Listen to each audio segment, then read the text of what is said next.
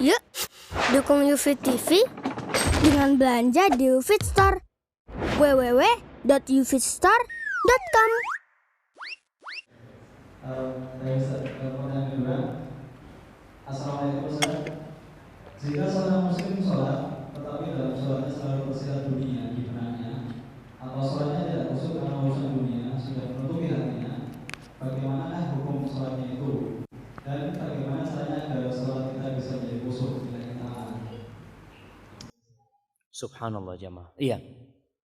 Berkaitan dengan sholat jamaah, ini pertanyaan yang sangat penting sekali.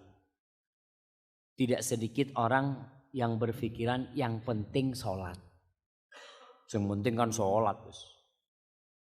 Allah berfirman, fawailul lil musallin. Celaka orang-orang yang sholat. Orang yang gak sholat gak perlu dibicarakan. Yang sholat aja belum tentu diterima. Alladzina hum an salatihim sahun, alladzina hum yura'un wa yamna'unal ma'un. Ini orang sholat tapi lalai sholatnya. Asal sholat. Waktu sudah habis, zuhur, mau asar baru sholat. Maghrib, mau isya baru sholat. Asar, mau maghrib baru sholat. Subuh seperti itu. Sholat tapi kadangkala itu lalai dengan sholat. Enggak diterima. Kalau yang ditanyakan tadi ini, orang ini sholat tapi hatinya tidak ada dalam sholat itu.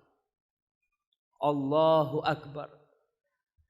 Ya Allah, andai kata punya toko di sebelah sana ya, kayaknya menarik itu.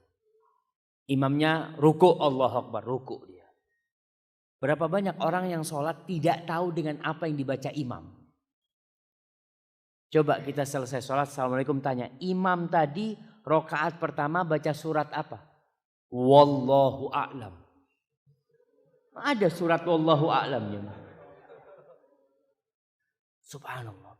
Bagaimana orang yang sholat seperti ini? Inilah godaan syaitan. Sampai ketika kita mencari akhirat yang ada dunia. Jelas-jelas sholat ini untuk akhirat.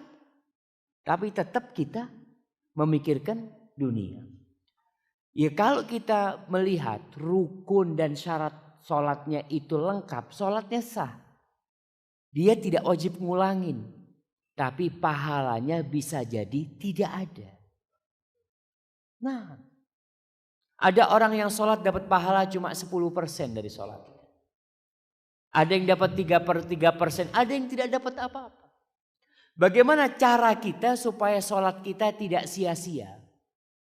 Sudah capek, sudah ambil wudhu, sudah ke masjid. Bagaimana supaya ikhlas lillahi ta'ala dan khusyuk dalam sholat itu? Yang pertama, Rasul sallallahu alaihi wasallam menasihati kita dengan mengatakan sholli sholata muwaddi'. Sholatlah seperti orang yang mau berpisah. Orang kalau mau mati itu bagaimana sholatnya? Kalau umpamanya dokter ngomong kepada seorang pasien, Pak, bapak ini kira-kira umurnya tinggal 3 hari. Wallahu a'lam, ini secara ilmu kedokteran. Tapi kalau ajal bapak mungkin lama gak tahu saya. Apa yang dilakukan orang ini?